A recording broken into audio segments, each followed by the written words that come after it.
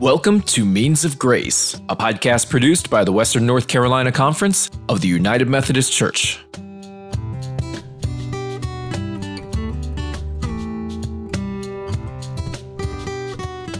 Friends, it's good to be with you today. My name is Rob Hutchinson. I am the Director of Church Development for the Western North Carolina Conference of the United Methodist Church. We're glad to be with you today. I am joined by Nathan Webb and by Ann Bosarge and by Jason Moore. They're going to introduce themselves in just a moment, and I'm going to let them tell you who they are, and you already know their name, but they're going to say just a couple other things about themselves and kind of let them know about their context and how the Spirit is using them in the midst of our digital culture. So Nathan, why don't we start with you? Sure thing. So again, I am Nathan Webb. I am a church planner here in the Western North Carolina Conference out of Denver, Lincolnton, Charlotte kind of area. And I'm planning a church called Checkpoint Church, which is a church for nerds, geeks, and gamers. So even though we are physically planted somewhere, really we are planted globally. We're doing stuff all over the place. We are reaching people all across the world, from here in North Carolina to across the United States and California and Arizona and all the way to Ireland. So we're all over the place. We're doing the work of entering into the streaming world where it comes to a website called twitch.tv, which is primarily used for gaming, but not entirely. But I set out with the goal of reaching nerds, geeks, and gamers because I am all three of those. And I'm also a PK. And I never really felt like I had the two worlds combined. They were always two separate entities. And so I wanted to see if I couldn't plant a church that could serve as the bridge between those two worlds in existence. And so, through the worlds of Twitch and Discord and YouTube, we are doing ministry as best as we can and figuring out what a church plant looks like online. All right. Thank you so much. Ann, how about you? Yeah, Ann Bosarge, and I work at a local church in Brunswick, Georgia, the Chapel, and I'm also part-time at the South Georgia Conference of the United Methodist Church. I'm the Associate Director of Congregational Development. And last year, at the beginning of the pandemic, we planted a women's ministry using the Facebook platform that has grown to over 1,200 women and grown into, we have 25 in-person small groups that meet around the country, and just has seen so much growth and so much energy. And we also, at Easter of this year, planted a new church, a digital first church called the Chapel Online. And when we started out, we thought, okay, well, we'll seek to engage with people who, would never come into a church context. And our target audience was kind of the nuns and duns. Our tagline was, and still is, right where you are, right when you need us. And God has really done some amazing things. We have a big international presence right now. We are growing globally. We are up to 33 different countries, and we're at 750 people in our group, our discipleship group. And so God has just done some amazing things with the Chapel Online. And we're just about 7 months old now. All right. Digital First Church. Look forward to hearing about that. That's great. Thank you. And Mr. Jason Moore, well, how about yourself? I am pretty fortunate to have been in this incredible position the last year and a half to help a lot of churches think through how to do hybrid worship. God sort of dropped into my lap this opportunity to help people explore what that looks like after 20 years of teaching on how to do in-person worship and collaborative worship design and so on. So I put together 2 trainings in the last year and a half, one called Telling the Old Story in a New Time, and another called Both and Maximizing Hybrid Worship Experiences for Online and In-Person Audiences. And I've had the opportunity to do that one for almost the entire United Methodist Church. I've got one conference left that I've not done it for, and we're talking about first of the year right now. And the really fun side effect of all that is that I had 5 annual conferences asked me to do kind of post-pandemic coaching. And of course, Western North Carolina is one of those. So I've gotten to do a ton of work with you, Rob, and others. And I would say that I'm sort of the unofficial president of both the Nathan Webb and Ann Bosarge fan clubs. I love to tell people about the ministry that they're doing. I think it's important. I think it's making a difference. And I am thrilled to be in relationship and in conversation with them and with you today. All right. Well, we've been talking about church, and specifically today we're talking about digital church. And be lying if I didn't say there are some people who are so excited that they can worship in this way, and there's some folks that are a little bit skeptical about it. And I'll be the first to admit, before I went and spent some time with Nathan, I was a little bit skeptical, and I was a part of the team here at our conference that helped get them launched and started. And in my rounds as getting to be familiar with my job, Jason was actually in town, and he and I went and visited Nathan, and I left there with a very different impression of what God's doing in the midst of this thing we call digital church. So maybe we'll start there. How would you guys define digital church? I guess I'll start. I think, this is Jason speaking. I think of digital church as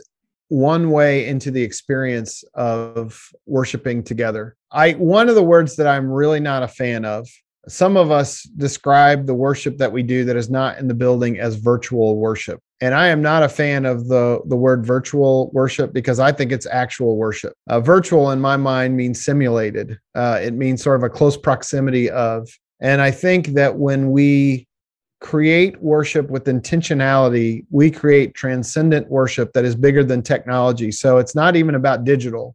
Digital is the doorway into it. One doorway is through a physical door. Another doorway is in through a digital door. And there is an intentionality that has to come with it, because I do think that if we're not careful, we come through the physical door and just shoot that out via digital means, and we make people at home observers and they just spectate. But I think if we're intentional, we really create an experience that doesn't matter which doorway you come in through, you get to worship one way or the other. I would add to that, I think that I would define digital church the same way I would define church. Church is the people of God gathered together. And so I don't think that it really matters to God where we are gathered, whether it's in a building, whether it's under a tree, whether it is outside in somebody's backyard, or whether it's in a digital space. Church is the people of God gathered together. And I don't think that has a maximum number or a minimum number of people. I think it's just when people are gathered together in his name. So I think I would define just church in general as the people of God gathered together. Do you see why I'm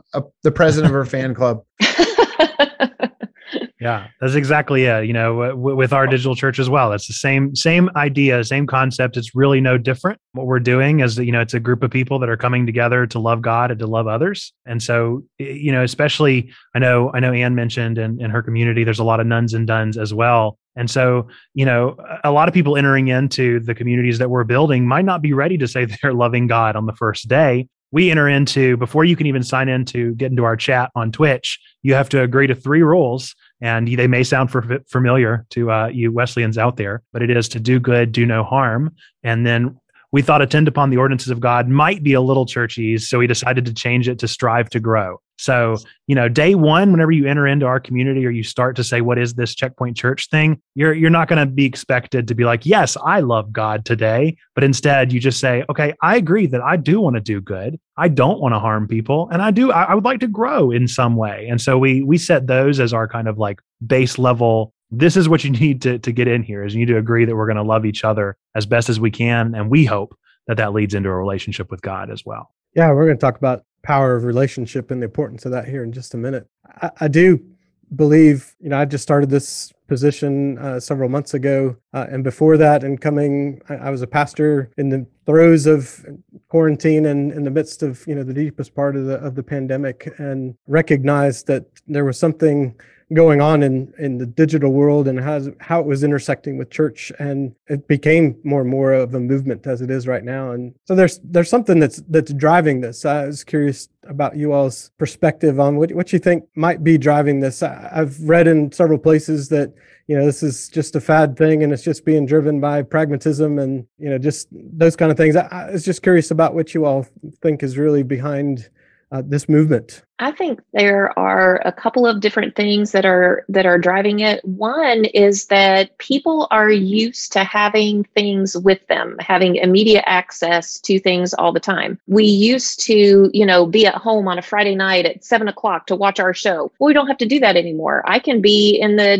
dentist's office in the waiting room and watch my show whenever I want to. And I think that everything is so accessible to us when we need it, when we want it, that these faith communities in this way make it much more accessible. So I don't have to, when I'm in a difficult time in my life, I don't have to wait till Sunday morning to see my faith community. I can engage them right then in the midst of whatever is going on. So there's an immediacy, there's an access that is available to people that helps them to feel supported throughout their week, not just that I can only have access to this support network on one day a week. And I think just this idea of a daily discipleship, a daily access to your community is so important. And it was so important for people during this pandemic, but I think it continues to be important for people just to be surrounded by their faith community 7 days a week instead of just one day a week. And so I think that is something that has really caught on and engaged people in that way. I would say it's also been driven in a certain extent, at least with my scenario, by kind of the formerly unwelcomed. Mm-hmm. The nerds, the geeks, and the gamers, the people that I'm reaching out to. Sometimes we get a bad rap as being like, the people that live in our mom's basements or those who won't get out of the house or any of that stuff. And I've heard all the adages, I've heard all this stuff.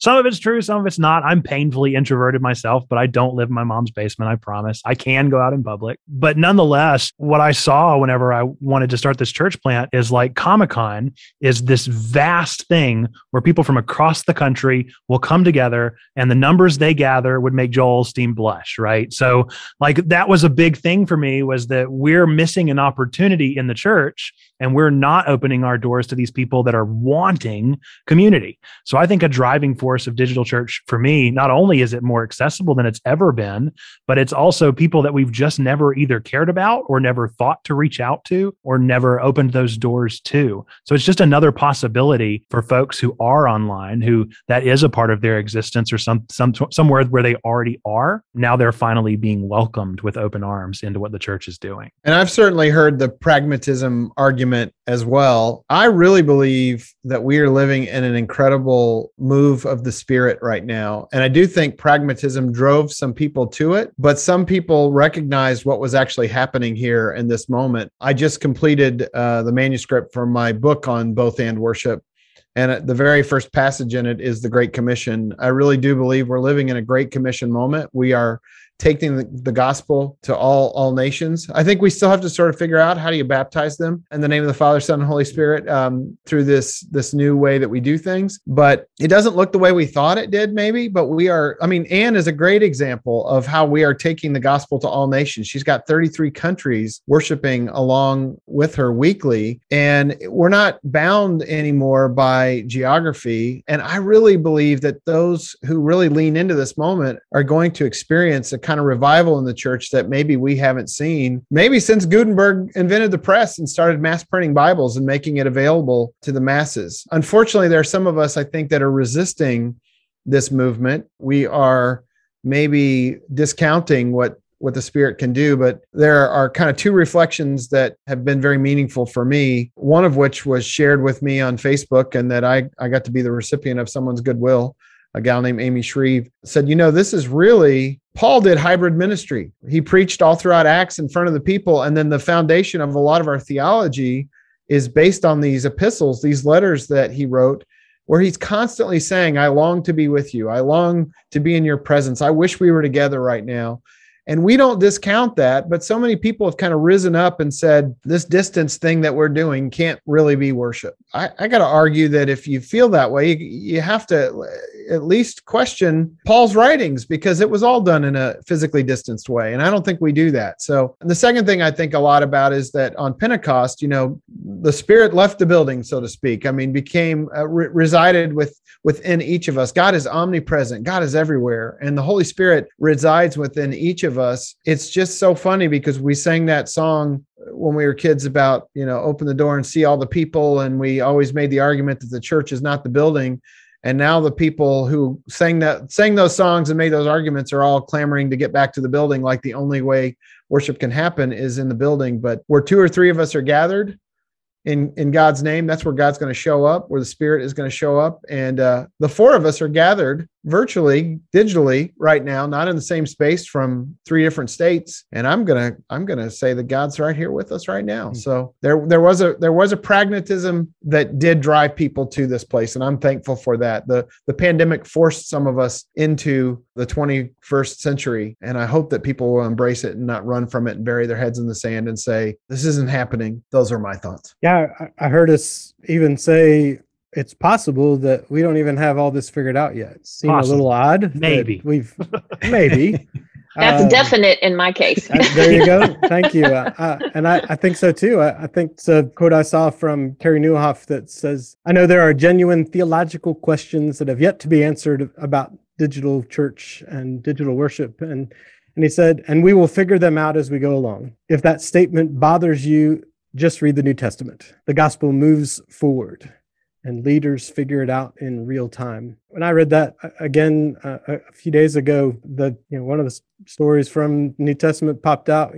As Jesus was sending out the 70, they certainly didn't have it all figured out, but Jesus said, "Go and share this message, heal some people, interact with them, be with them, and then come back and let's figure it out. Let's talk some more." Jesus didn't go with them. He wasn't there in person for all of those conversations that they had. They were done remotely from where Jesus physically was. And I think it's just interesting that, this idea of the only way that this can happen is if we're together in person. I know I'm still learning this experience. And there's 2 things that reminded me about that. One is that a few years ago, my daughter started dating this guy that she met on FaceTime with some friends in a group chat that she had met with some friends, and they started talking to each other and really got to know each other over FaceTime over the course of about 3 months. And I was standing in the driveway, as a good dad does, the first time he came to see her and pick her up and take her out on a date in person. I was there in the driveway when he got out of the car, and she was there, and you would never have known that this is the first time that they were meeting together in person. They had already developed a relationship that way. And Jason's mentioned several times. Jason and I have only been in person together twice in 6 months now, I guess is about what it is, and consider him one of my closest friends. And we talk, it's almost daily, sometimes way more than daily. And all of that has come together via the internet and via digital means, whether it's text or on Zoom or email. So relationships happen sometimes in spite of us, and certainly they are very real in the digital space. It is another space that we exist. And I think this maybe brings us to this idea of a theological concept of embodiment. I had to look it up. I looked up the dictionary definition of that, and it simply says, well, most of them wanted to use the word embodiment again, or to be embody, or the same thing. But the one that didn't simply said a embodiment is a tangible or visible form of an idea, quality, or feeling. So a tangible, visible form of an idea, quality, or feeling. How do you all look at embodiment as it comes to the idea of church and the idea of embodying Christ? And what does that look like in the digital world and the digital spaces as we're creating worship and discipleship and even outreach opportunities that are not in person? I think in traditional models, as we've known them, people have been trepidatious, and there's a lot that we don't see before the folks walk through the front door of the church. There's a lot of deliberation and conversation around the coffee table. And, well, should we go this Sunday or next Sunday, or should we maybe not go, or should we go try this church? Let's get their postcard. Let's check out their website. There have been all these levels of incremental deciding, and then they walk into the door, and then there they are. And you go and you send your greeters, and you meet them, and you shake the hands and do all the jazz and all the stuff. What is really unique about the scenario of the internet is that it allows for incremental embodiment, that you can have people that lurk, that don't participate necessarily, that don't talk or engage in the chat. They're just there. Or then they can take that next level and they can engage in the chat. Or they can take that next level, and for our instance, they can follow the Twitch channel, or they can subscribe and get access to our community, or they can go join our Discord community. And so it's like these steps along the way.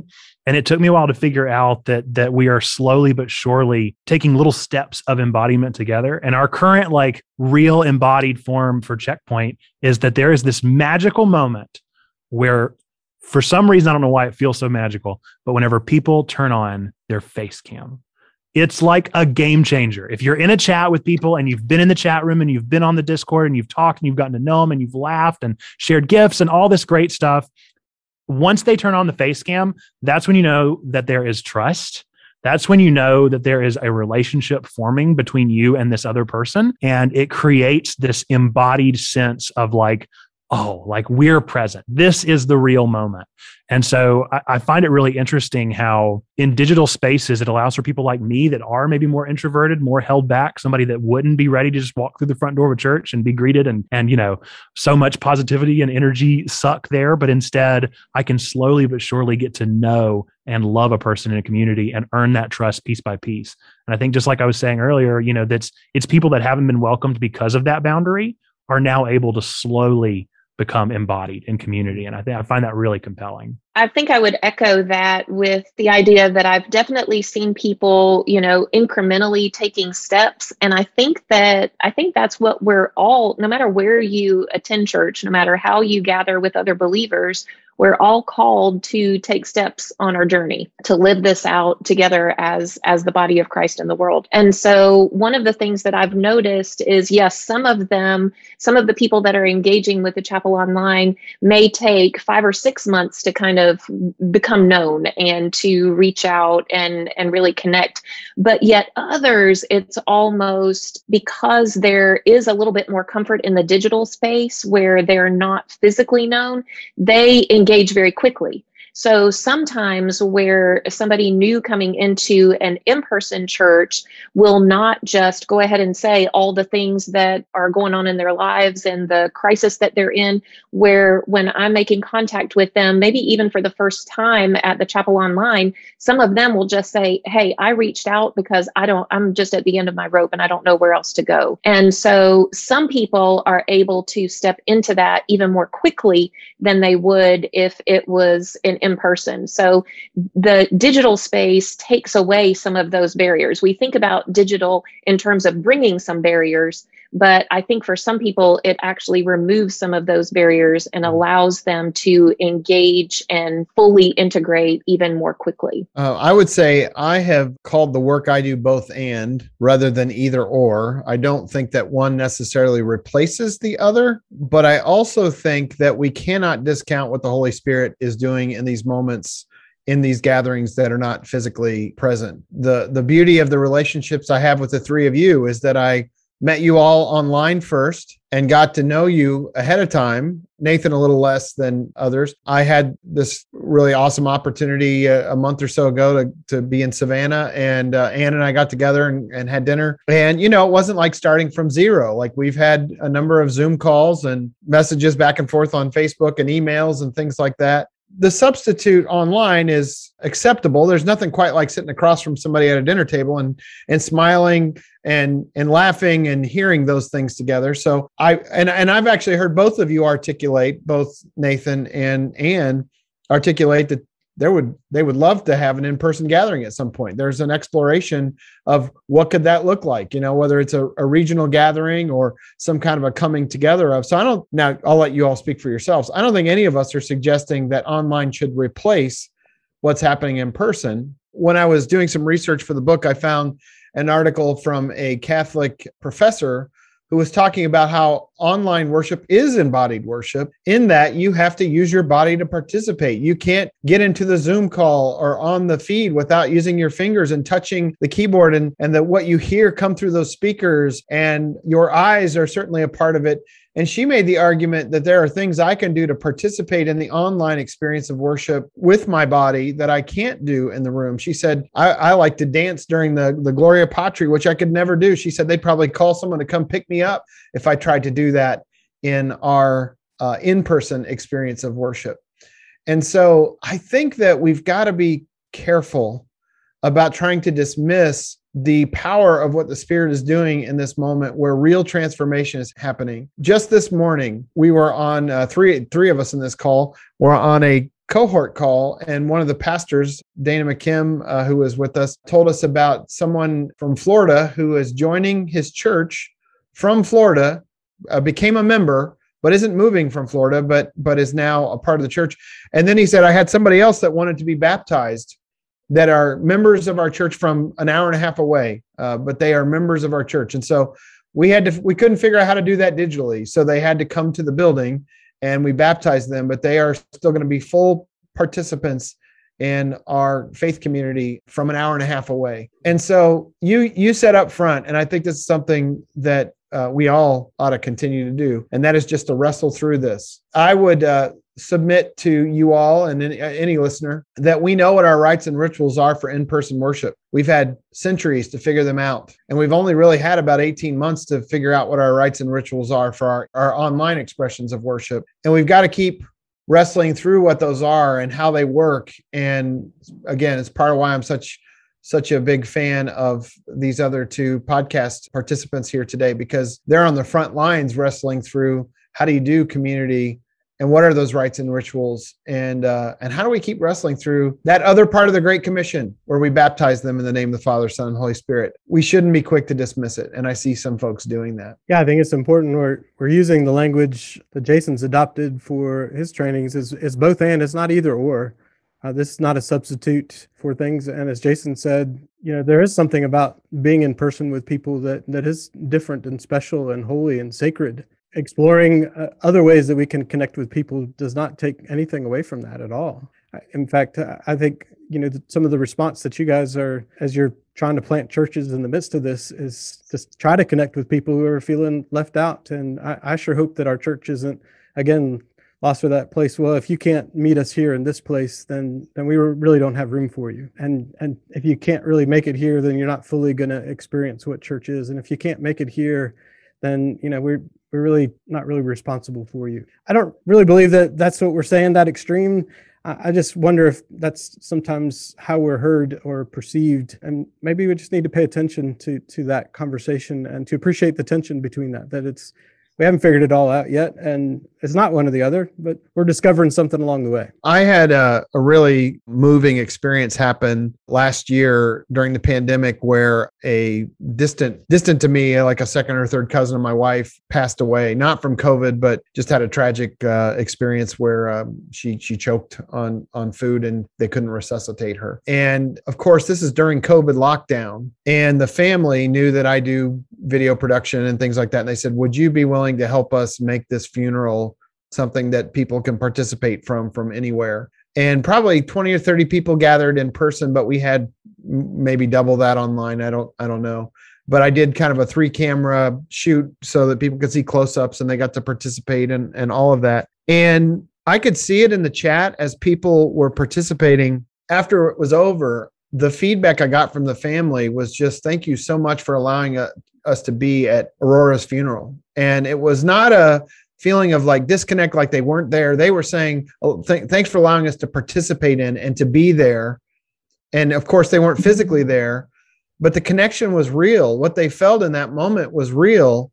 I have to keep reminding people that the people on the other side of the camera are real people. Just because you can't physically touch them doesn't mean that their stories aren't real, that what they're going through isn't real, that Jesus' presence in their life is not real. I think a lot about, again, both of our other participants here. I mean, Anne is, one day I called Anne and she had just got off a kind of a consultation or a coaching, what would you call it? A counseling session. And you can say more about this than I can, about someone in a village that was dealing with a situation. And those are real connections and real people. And the fact that they don't share a zip code doesn't make them less important or less significant or less a member of our congregation or our church. So the embodiment question for me, I think, is a little bit of a straw man in a way. It's an argument that I think some of us use to discount what God is doing in these moments. And I think maybe that's driven out of fear because we don't feel as comfortable in this world as we do the old one that we've had centuries to figure out. Yeah, I think once again, we just so narrowly have a definition of church and embodiment and all of these different terms. And those definitions have served us well for many years. But now we're going to need to look at those a little bit differently and a little bit more broadly and kind of get back to the root of what these things really are. I think we've added a lot of assumptions and layered a lot of assumptions and our own thoughts and preferences and opinions on top of these definitions.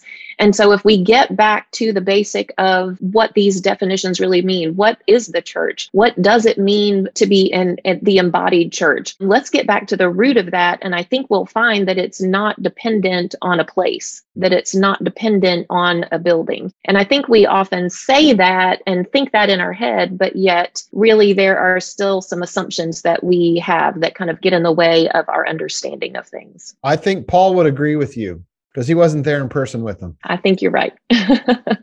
I think over the last 18, 20, 24 months, as we've come into this and now have fully lived around it and are, trying to figure out what's the next step. And as we're still dealing with, this thing called COVID, it's brought some things to life for us about what's important in the church and has, really invited that question to churches. What is the most important thing that we're going to not stop doing? And we realized, again, that not as a substitute, but that we could actually be church without seeing each other every single week. That is not saying that we have not longed for each other, and we look forward to the time where we get back together with those that we can gather with. And then also, I think there's a recognition that there's some folks that maybe won't ever gather again, and that's okay too. How are we going? They're not going to gather in person with us, but they still want to gather, and they still long to be in relationship with us. And I know one of the things for me that I experienced during quarantine was, in 29 years, I experienced the absolute most fulfilling small group I've ever been a part of, and had the joy of being able to lead through. It's a group that went deep, that went wide, that started practicing loving accountability with each other and checking in with each other, not just about superficial things, but how is your soul and what's God doing in you, and how can I come alongside you to help you meet that longing and that need that you had. I discovered another way that discipleship became real, a way to follow Jesus that mattered for people. And I didn't see some of them face to face for months and months. So I was just curious, particularly for Nathan and Ann, who are in the midst of this, what are some ways that you're seeing discipleship come to life in your context? I mean, what does discipleship look like these days for you all? So for me, with the two different ministries that I'm leading, the Becoming More is a women's ministry. And what discipleship looks like for those women is that we post something every day to help them grow in their faith in our Facebook group. And so daily we are interacting with these women who are spending time with God. We're asking them questions. We get a good amount of engagement with that. And then several times throughout the year, we produce curriculum materials that we make available for them to purchase. And we offer both in-person and online small groups. So like you were talking about with your small group, we have had some Zoom groups with women that have just gone so deep and been so significant and so meaningful for so many women. And some of these are women that have been involved with churches that just are too small to have a women's ministry. Others of them are disconnected from their church because of COVID or whatever. So this has become their community. And it has been so neat to see those groups grow and to see how people from all over the US are engaged together in some of these Zoom groups and bringing different perspectives, different points of view, but just all really focused on becoming more like Jesus for the sake of others. And then in the chapel online, we put, as people come into our group, our Facebook group, they become a part of our assimilation process, which is kind of a way for people to take a deeper step in their journey and help them, point them to the next step they might take. So weekly, we will send them messages over Facebook Messenger, since Conference. That's the platform that we are using, and invite them to deeper levels of involvement and engagement throughout. So the first one is just simply a welcome email and kind of saying who we are and what we're about. And then the next one invites them to our prayer group. We now have a prayer group in WhatsApp, and that is especially important for our international friends who are very much proficient in WhatsApp, and something that I am learning. So we have that. And then we invite people into our worship experiences that we post. And then our next step is that we ask them to engage in a personal time with God using our daily posts that we do in our group. So once again, we're kind of building on people's level of involvement. At that point, I offer a one-on-one session with them, whether it's over WhatsApp or whether it's over Zoom or a phone call, depending on wherever they are. Sometimes even in person if we happen to be in the same location. And quite a few people have taken me up on that, which has been so much fun to get to see faces and to get to hear voices, which has been really neat. And then our last one is just, if you feel led to give, here's how you can give to the Chapel Online to support our ministries. So we take people through that process and help them figure out what their next step is, and then just help them take that next step. So that's kind of how we work to engage people in discipleship. Yeah, our process is super similar at Checkpoint, and it's taken a lot of perception because, I mean, this whole thing is so weird in the way that we do it. And really, whenever we first got started at Checkpoint, nothing was really similar except for the fact we were starting a community. So beyond the fact that we were a community that was called Checkpoint Church, that was going to love God and love others, that was going to live by those rules, we had no other rules. We had no other structure. We just knew that Twitch was probably the place we wanted to do it. And so after a year and some months now, we've finally expanded upon our discipleship process. And the way I like to see it is like a series of yeses, a series of things that you have to say yes to. So, you hear about Checkpoint Church, and the very first yes is, okay, our name is Checkpoint Church. We're not Checkpoint Community. We're not Checkpoint Gamers. We're not Checkpoint Nerds. We're Checkpoint Church. So first and foremost, you've got to know that, maybe you think we're being tongue in cheek, but at the very least, you say, yes, I'm interested in learning more about a church online. And so you go and you check out our Twitch, and that's the ideal first yes. You just go and you lurk, you experience whatever we're doing in the chat, you play games with us. We play all sorts of games together. Like I mentioned, Super Smash and other games like that. Sometimes we'll play through Pokemon. That's my personal favorite. Or we'll just talk about anime or whatever. We'll do whatever on the Twitch. And eventually, hopefully, people will begin to participate in the chat. And I'll encourage them to go to our Discord. Discord is a whole podcast worth of goodness that I've done some podcasts with UMCOM. And I think I might have one coming up with Means of Grace before too long again. So we'll see.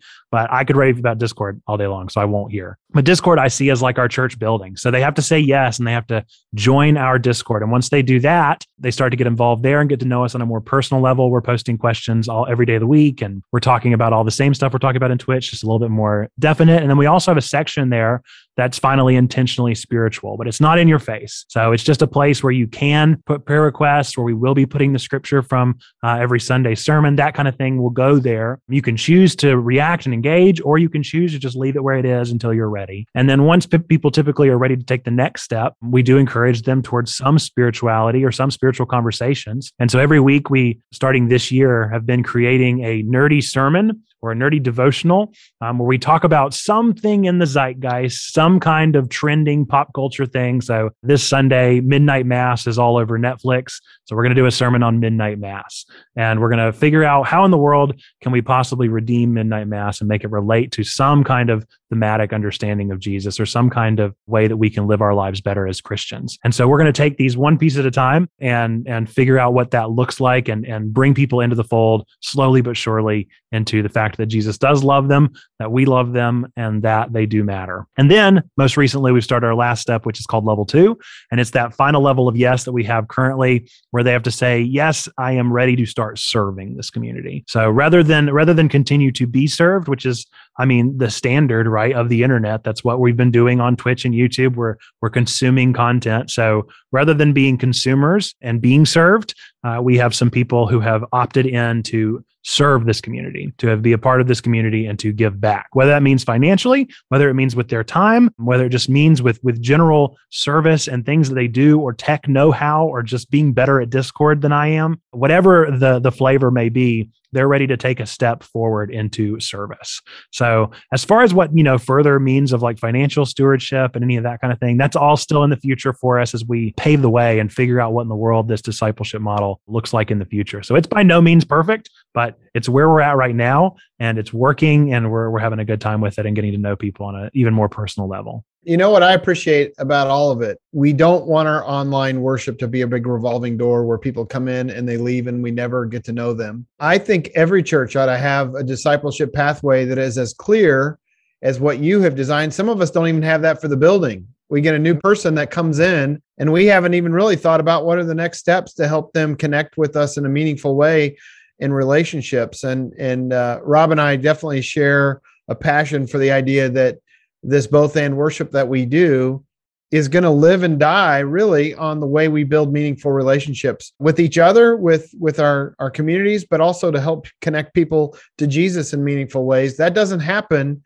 by just watching worship on a Sunday morning. I will sometimes joke, I can go to the gym every day, but unless I actually use the equipment, it's not going to do any good. I can show up, people can show up to our worship, but until we kind of push them into the next level of engagement, which I think you both have done so brilliantly. Every church ought to think about what our discipleship pathway and our relational pathway looks like for people in the building and online. I got the privilege of sitting in on part of a conversation with Nathan and some of his level 2 leaders the other day. And this discipleship pathway is leading to discussions amongst that group of people by starting to say, hey, we want to reach out to people. I wonder what that looks like for us. Their discipleship amongst themselves and with Jesus at the center and core of what they're doing is already leading them to help us all figure out, well, how do we do mission and outreach through a digital space? They were talking about, hey, we could,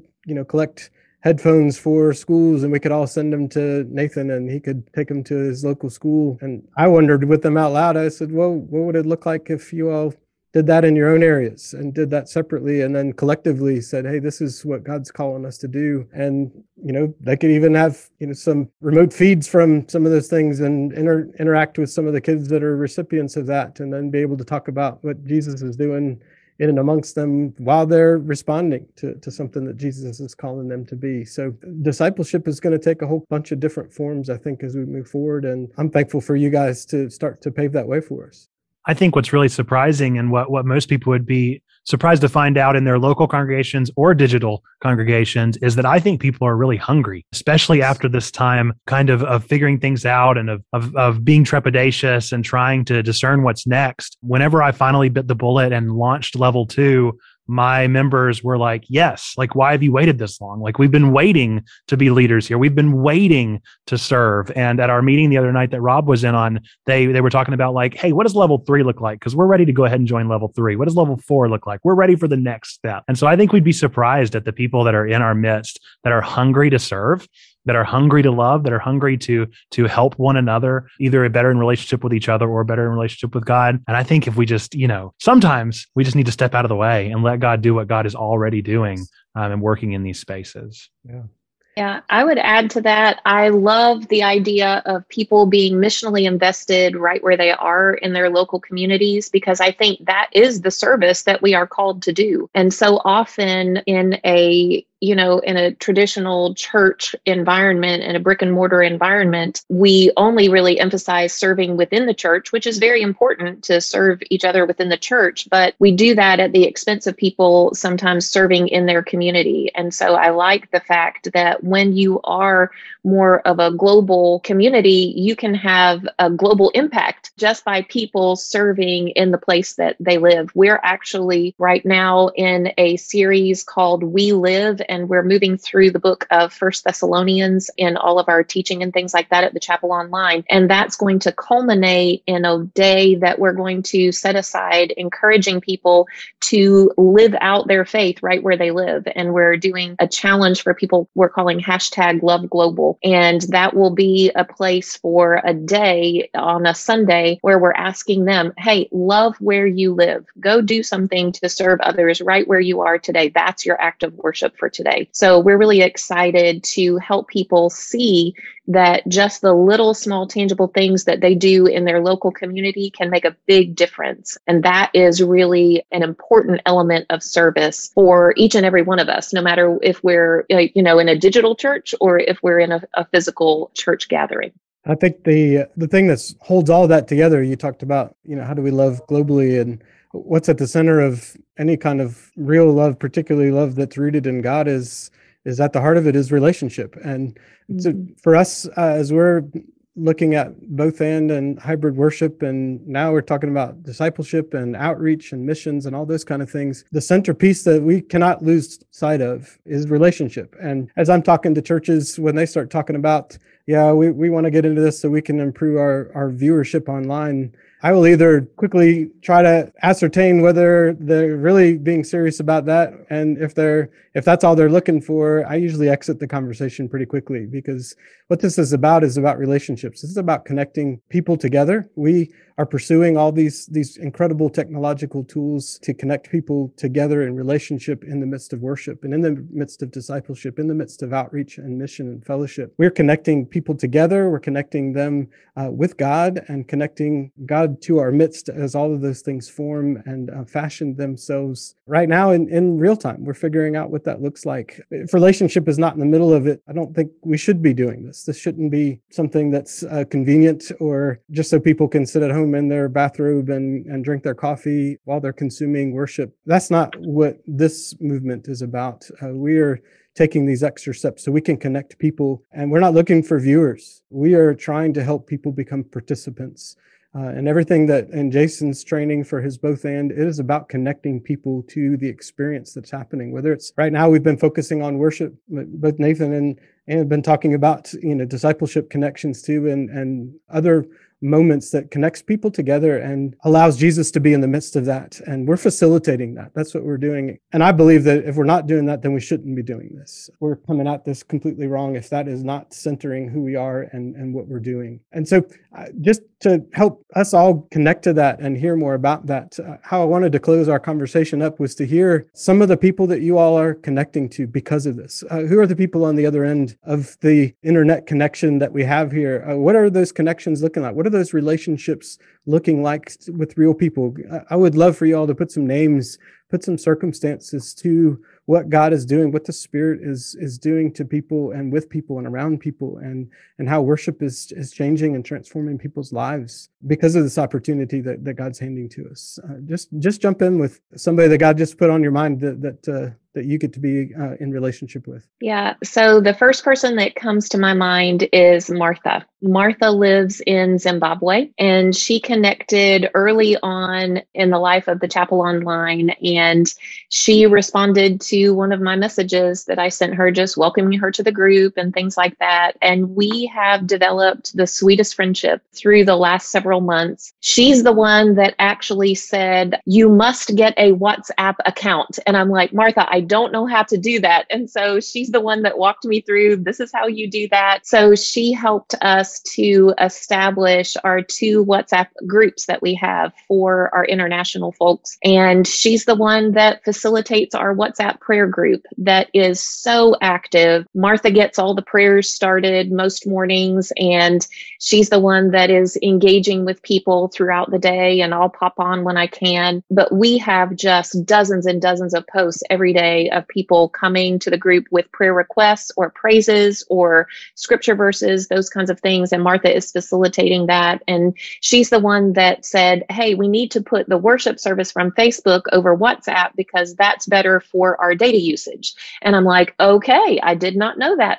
So Martha has kind of been my WhatsApp consultant, and she has an administrator role in those 2 groups and just has become a sweet friend to me. And so I'm so thankful for the opportunity to get to know her. She's a single mom, and she's the one that Jason mentioned that I have done a little business consulting with. She sells different items in the marketplace there in her town. And so we're just in conversation daily. We have conversations. And I also think about Frank. Frank is an 18-year-old that I have connected with through the Chapel Online. He has 5 brothers and sisters that he is raising after the death of his parents. And pretty much every night, Frank checks in with me, or every morning, just to say hi and just to get a little word of encouragement, because life is hard for Frank. And so we have, met together in prayer. We've tried to connect, virtually in, face to face a couple of times. And I just think, those are two that are just great examples, but I have so many more stories than y'all have time for, of some of the great individuals that I have met through the chapel online and through Becoming More. We have just amazing women that are pressing into what God is doing in their lives in just amazing ways. Becoming More, we have particularly met with people who are in recovery homes and halfway houses, and women's lives are being changed as they are moving through this process and this transition in their lives, and then doing it in connection with other women who are going through our curriculum and things like that. So those are just some of my favorite things to talk about in terms of friends I've made. And I love to pick those things just that one step further. Can you, either with Martha or Frank, choose one of those? What's a real specific, tangible way that you've seen Jesus do something in their life that's transforming them, or through them is transforming something around them because Jesus is at work in them? Yeah, absolutely. So Martha has been telling everyone that she can get her hands on about the chapel online and helping people plug in. She's been adding people to our prayer group who she is in contact with.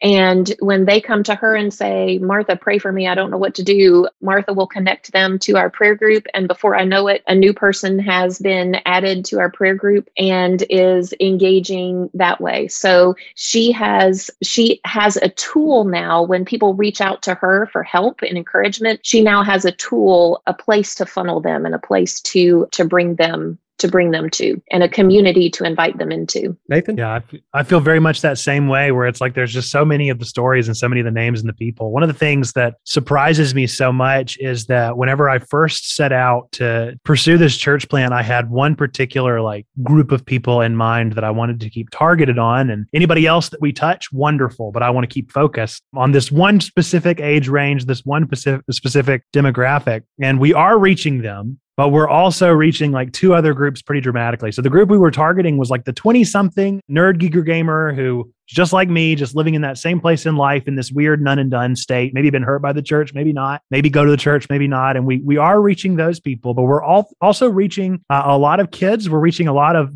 13 and older, 13 to 18, late middle school, early high school ages. We're reaching a lot of that. And then the most surprising to me is that we are reaching so many clergy and clergy spouses are so excited when they hear about this ministry that's talking about video games, because I think there's this deep-seated thing that all these nerdy ministers, all these other people that are just like me, are like, man, I wish I could talk about Metroid in my sermon. If only I could mention Super Mario right now. And they love that there's a place where they get to go and let their geek flag fly, right? They just love this opportunity.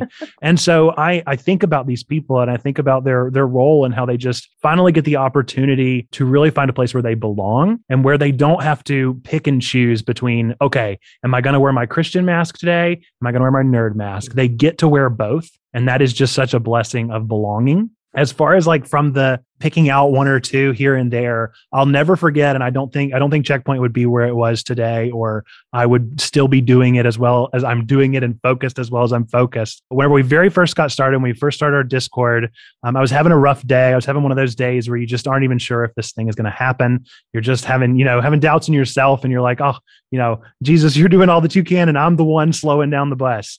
And it was one of those days, and I got an email that night at 10 o'clock at night, and it was from the dad of one of the members that had joined the group, and said, I just want you to know that my 13-year-old thinks your Discord is cool. And I was like, what? I said, a 13-year-old said I was cool? I was like, that is compliment of the year for me. The fact that a 13-year-old doesn't think I'm cringe makes me feel so good about myself. So, getting that kind of praise and lift up from people who, are in this TikTok generation where everything's going by so fast and everything is so particularly attuned to their interests. The fact that we have folks in that young demographic that are watching what I'm putting out there and joining in this community, not finding us cringy, not not finding us problematic, but instead joining in and finding that sense of belonging. And then the same can be said of these clergy spouses and these clergy people that I'm meeting, that they're just finding a place to belong. That's the word that keeps coming back, and that's where I keep seeing Jesus, is just in this phrase that I belong here, that I feel welcome here, that this is the place I've been looking for. Those are my favorite phrases. Every time I read those, it just absolutely warms my heart, right? I mean, that is my heart strangely warm moment where I know that whatever is happening here, it's not me, it's all Jesus doing this. And it's just the incredible work of possibility in this space. Yeah, I think that I would echo that with a lot of the people that I'm meeting, that I'm having the opportunity to get to know. They're coming to me kind of at the end of themselves a little bit. They're discouraged. They're really finding a hard time seeing the hope in where they are.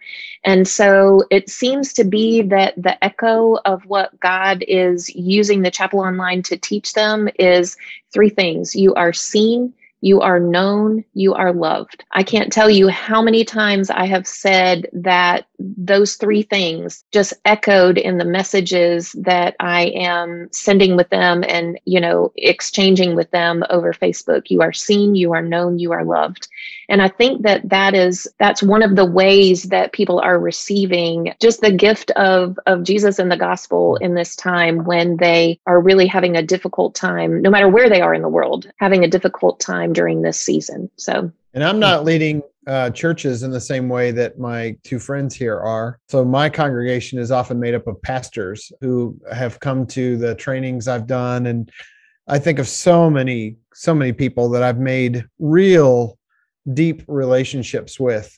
Pastor Clarissa Martinelli from Wisconsin, who reached out to me to coach her church and has gone through a whole lot of stuff. Her husband's had some health issues, and what started off as a consultation became a very close relationship where I'm cheering her on in the background, and we're praying together over the phone, and things like that. And I think of another pastor, Kathy Wiegand, who I got to know another part of Wisconsin, who takes the time to write me when she sees that I'm dealing with loss in my life or just feeling worn out or whatever. A friend of mine, Kelly McQuaig, who brought me on to do some work. And then just 2 or 3 weeks ago, I finally got to meet him in person. He had me come to New Mexico to work with his team. I certainly count Anne as one of those people that I feel a real friendship and connection with. And, we've both lamented and commiserated about some hard things in both of our lives in ministry. And, Rob, obviously you're one of those people for me too. Think about some of the pastors that are in our cohorts that I feel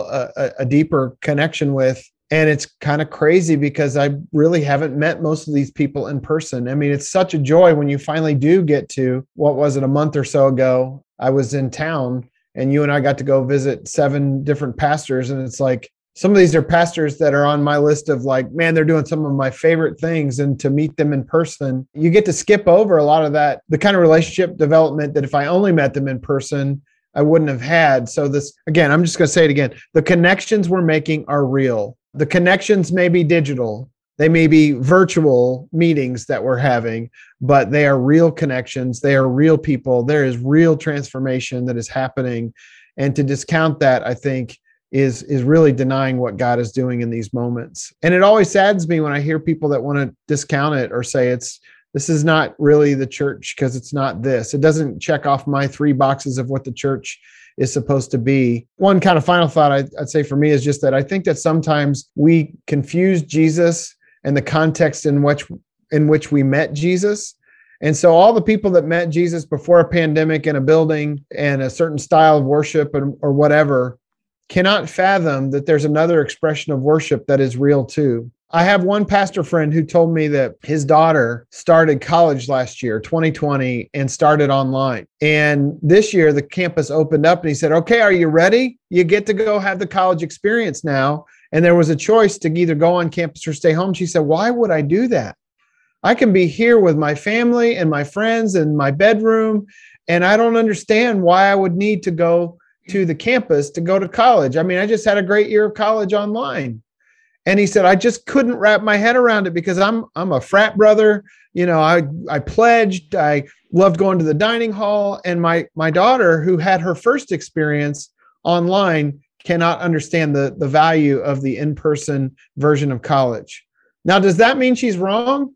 I suppose it depends on what your context is and when you first encountered or how you encountered a higher education.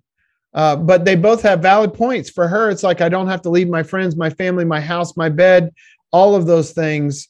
And I still get to have an education. Now, I'm a people person. For me, the pandemic has been hard. My wife, the introvert, said, I've been preparing for this my whole life. For me, I've been missing being face to face with people and all of that. But I don't want to discount that God is moving in these moments in ways that maybe is outside of our experience or our context. There's just great possibility for those of us that lean in. I want to leave us with this. It's a question, I guess. And if you got a quick answer, you're welcome to chime in on that. But I'm endeavoring and wondering how I can be more curious about what God has in store for us with digital ministry, digital church, digital discipleship, digital outreach and mission, instead of being judgmental, which, if I'm honest with you, that might be my first pass, because it's not necessarily what I'm familiar with. I've been a pastor for 29 years, and sorry to use the word, but virtually all of it has been in person.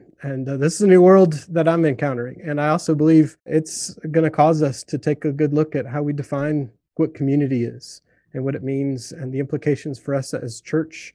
And as we try to be the church in the world today, just that phrase alone was defined completely different 20 years ago. And I think it's something that I'm going to choose to be curious about. I wonder what it might look like if we're intentional with our faithfulness around our practices of digital worship. I wonder what God might have in store for us next. That can be rhetorical. Maybe it's a dreaming question for you all. Is there a quick dream that you guys have that might spark in you? Nathan, I see your. Yeah, I just have a quick thing. Is if you are curious and if you're worried that you might get into slip into a judgmental place, I would just encourage you just to ask, because odds are that if you ask anyone that's in this world that's doing this thing, we don't have all the answers, but we sure have done a lot of research and we love to talk about it. That's the reason that this podcast is probably going to be limited to an hour, because we could talk all day about this stuff, and I will sit down with anybody ever. If nothing else, I think that if Peter and Paul had done the initial work of ministry in bubbles, then who knows what the church would have looked like, right? I mean, we had to have conversation. We had to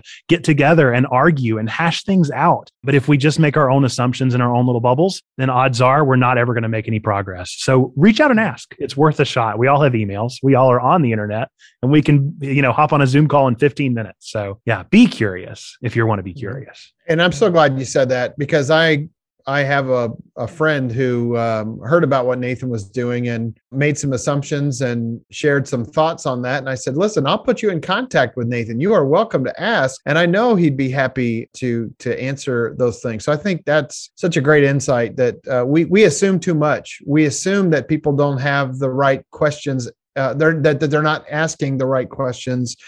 And so on. I would say for me, one of the big things is just, if I could wave a magic wand and help people see this whole thing in a different way, it is that we would not rank people in terms of importance by where they sit.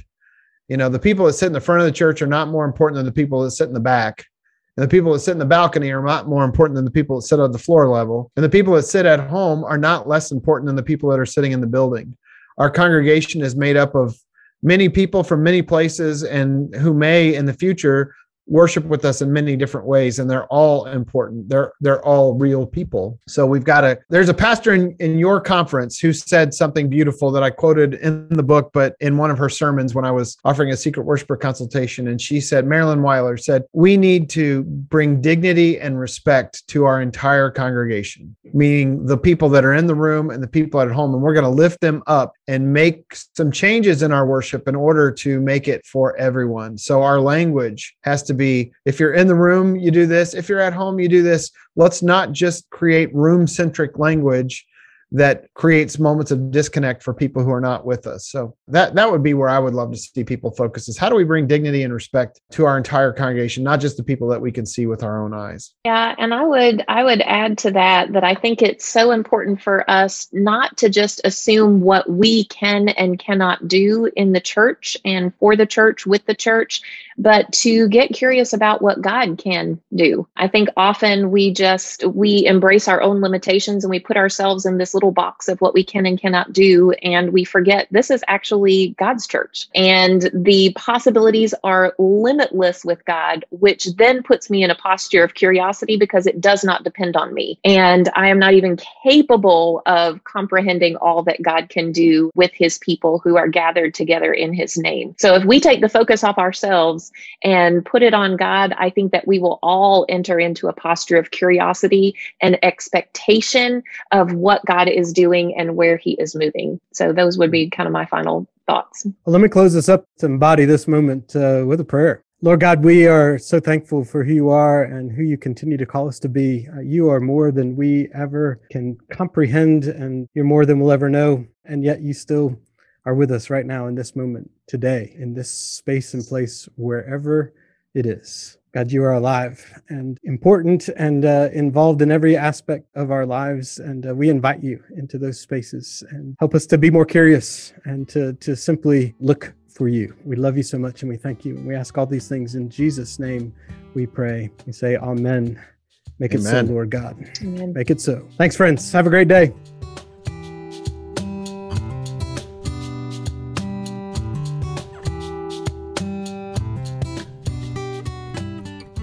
Thank you for listening to Means of Grace, a podcast produced by the Western North Carolina Conference of the United Methodist Church. We hope you enjoy listening to these podcasts and use them as a way to stay connected to our community. Remember to subscribe to Means of Grace for free on Apple Podcasts, Spotify, or wherever you get your podcasts. Please leave us an honest rating and a review. It helps others find this podcast. Follow the WNCC on Facebook, Instagram, and Twitter at WNCCUMC.